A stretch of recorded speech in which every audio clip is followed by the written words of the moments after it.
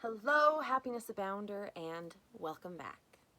As we wrap up our 5-episode theme week all about overcoming procrastination, I'm excited to share with you 2 tools that I use every day to help me work through my ever-growing list of to-dos and help me overcome procrastination. So, what is that? That is one of my favorite things, which is tracking and reporting, specifically the 2 tools that I use. So the first is what I call a daily routine card. Now, this can be something that can be extravagant, and you can get this nice little folded packet of papers and set it up on your computer and all of that. I have done that. Things have been great, but it makes me feel like things have to be put in order before put in order and pretty before I can move forward. And that's kind of, in a way, its own form of procrastination. So what I recommend doing for daily routine cards is having a little 3x5 index card or 4x5 index card. It's simple, it's easy, and you can carry it around with you. You can use it as a bookmark. You can make sure it's in your wallet or whatever, but it's not fancy. It's just something that you can get the job done. And on that index card, what you're going to do is write 7 things you need to do that day. No more than 7. Now, if you have 5, you have 3, all of that works, but do no more than 7. Because here is the thing.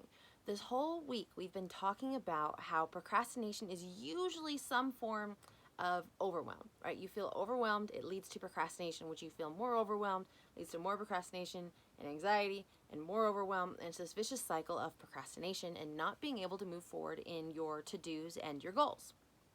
So, if you do anything more than 7, you will start to feel that overwhelm. So on your daily routine card, for the things you need to get done that day, make sure you don't do more than 7.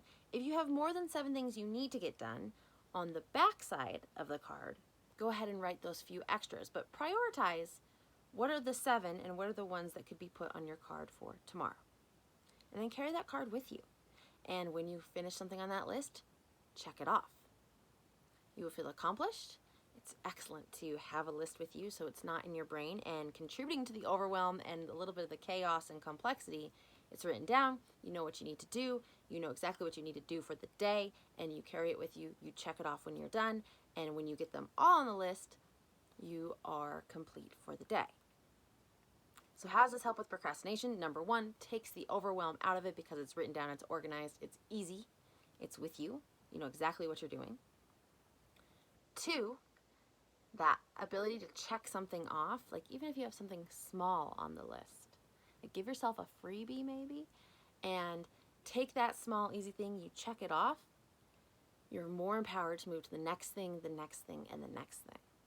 And at the end of the day, when you have your finished card that has crossed off all the things that you need to do up to 7, then you can have evidence, physical evidence that you can do things you say you're going to do.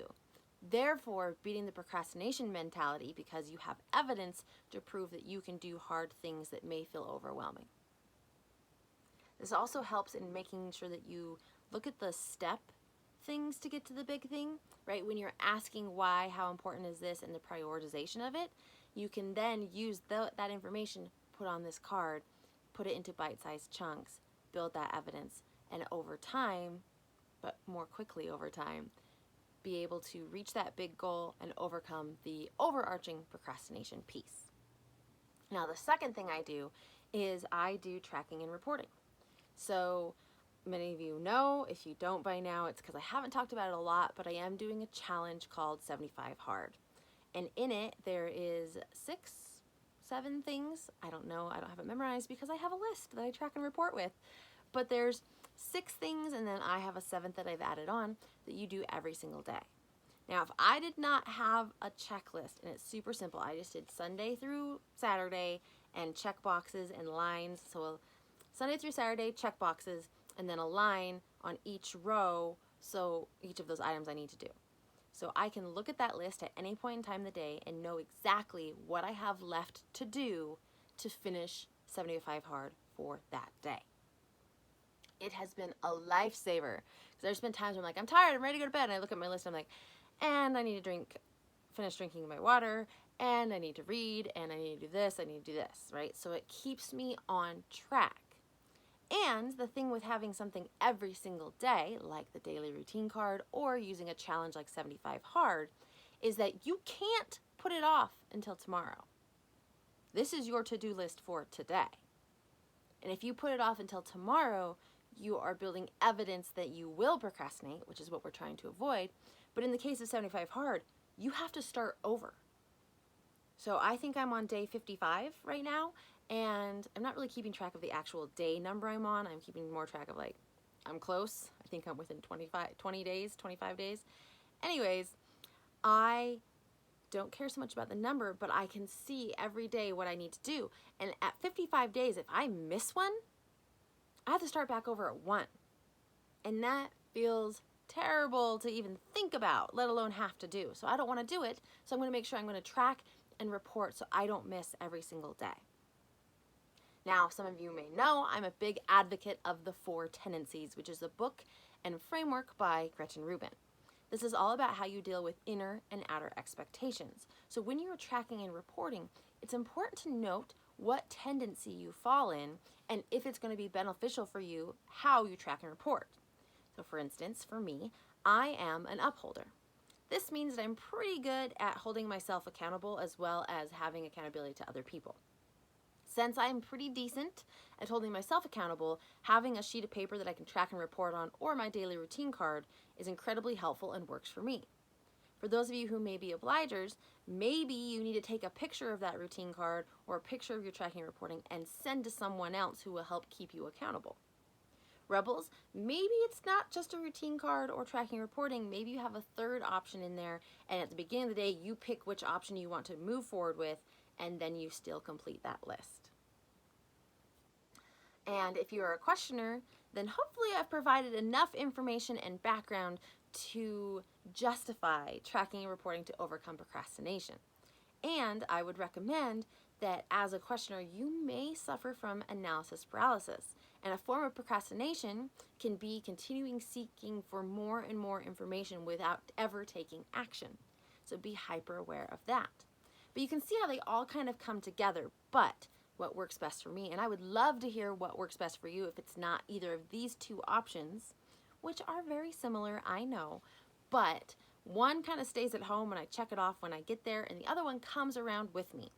One is the same set of things every single day. The other changes based on my 7 task list priorities.